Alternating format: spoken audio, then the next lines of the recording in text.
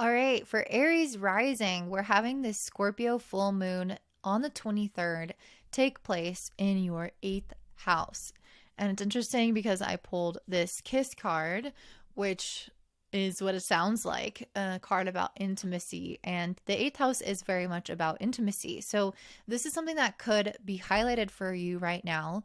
The eighth house really has us also basically share things with others. So that is obviously intimacy, that could be shared money, but it's basically how we kind of remove layers of armor or things that, again, cover us up or disconnect us from others. And it helps us become vulnerable and intimate and raw. And we can be like that with ourselves as well. So, intimacy might be highlighted with a partner, but also with oneself. And so, your ability to peer within your own soul, peel back the layers, do some deeper self reflection is highlighted during this full moon. And that is the case for everybody, but especially you. The sun is also opposite the moon in Scorpio in your second house of finances. And I pulled the Nine of Pentacles and the Emperor card.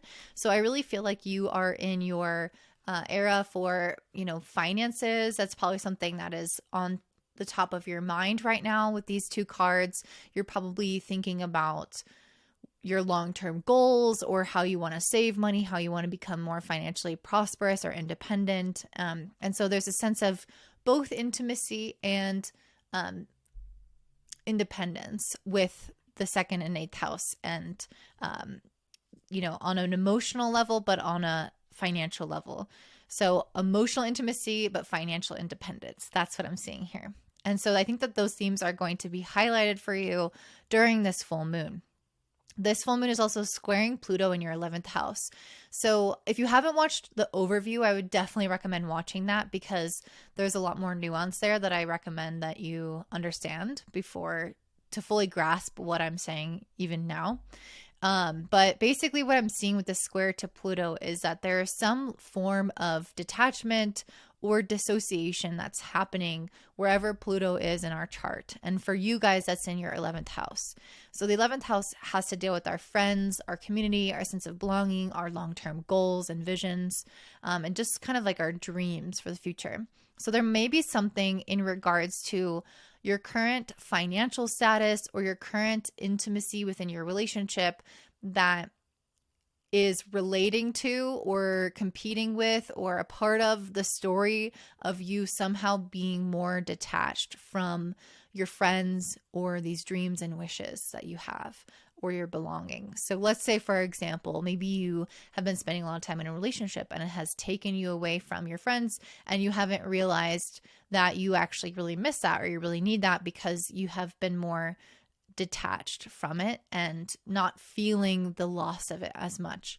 And this full moon is trying to draw your awareness to that.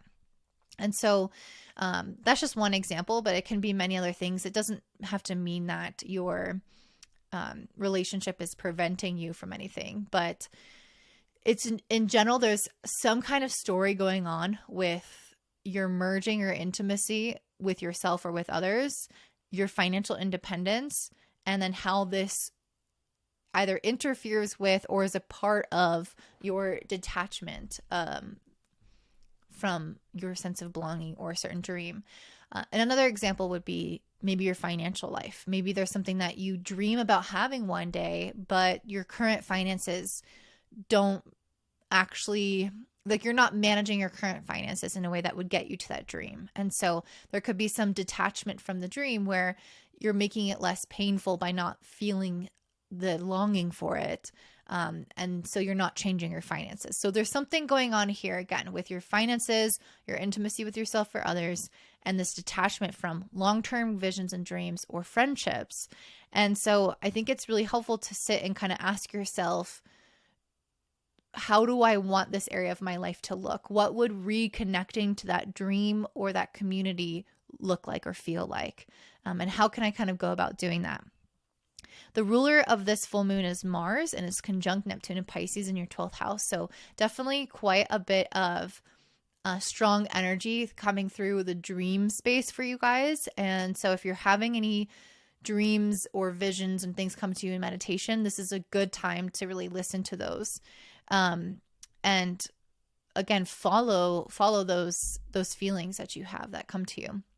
And this is also indicating a need to really check in spiritually and carve out a little bit of time to, again, connect spiritually, pray, or something of that nature that might feel ritualistic, in order to create more of the material reality that you're looking for. Because this is also, Mars and Neptune are also sextiling Jupiter and Uranus in your second house, which is conjunct, I believe, on the 20th. So right around this full moon. So really big deal, basically, to have these interact. It's like your financial world, your material world is really intertwined with your spiritual world. And this full moon is all about helping you manifest that next new thing, but you also have to let go of something. And I think for many of us, it's letting go of like an old way of doing things that has prevented us from feeling like we belonged or like we could have what we wanted in a dream.